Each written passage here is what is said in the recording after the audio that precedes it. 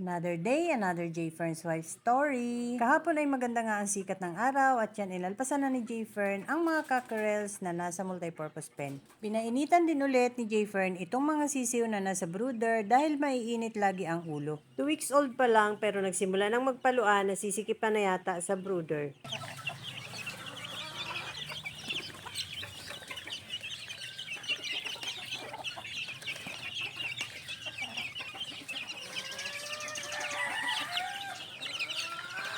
Dahil umpisa na nga ng tag-ulan, sinalay na ni J. Fern ang puno ng malunggay at puno ng sampalok. Itinambak lang namin yung mga sanga para patuyuin. Yung mga sanga ng sampalok ay pinutol na ni J. Fern para hindi mabulto ang pagtatambakan namin ng basura. Hindi na nga naputol ni J. Fern itong mga sanga ng malunggay dahil magmula nung gumanda ang panahon, araw-araw na ulit siyang napunta sa manukan. At dahil na araw na nga, ako na ang magpuputol nito para matuyo ang mga sanga at pag natuyo ay sisilabin na lang namin. Wala na kasing nangungulekta ng mga nabubulok na basura dito sa amin.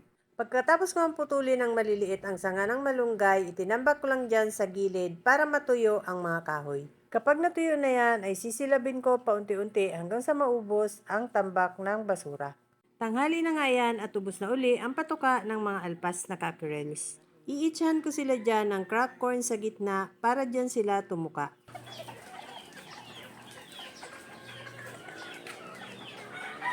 Unti-unti na nga nagsilapit ang mga cockerels sa gitna para tumuka ng crack corn. Maya-maya, lalagyan ko pa rin yung mga patukaan nila ng feeds dahil hindi yan makukontento dyan sa crack corn na initsa ko.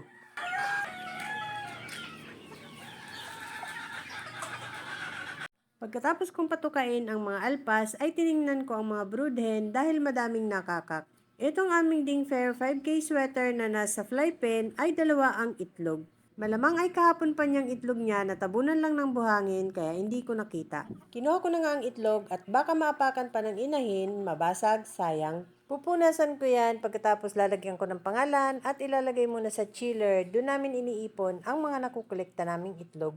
Itong isang golden boy brood hen namin ay nangitlog din kaya papababahan ko yan sa aming pusong sweater brood cup. Kukunin ko muna ang itlog niya at ilalagay ko din sa chiller. Nangitlog din itong aming possum sweater brood hen kaya papababahan ko din yan sa aming Bagsik Line brood cup. Kinuha ko rin ang itlog niya para mailagay sa chiller.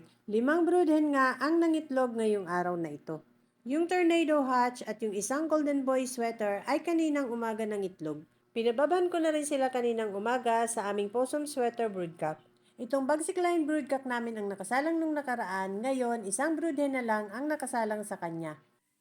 At eto na nga yung mga itlog na nakolekta ko ngayon. That's all guys. Thank you so much for watching. Please like, share, and follow for more. See you on my next video. Bye!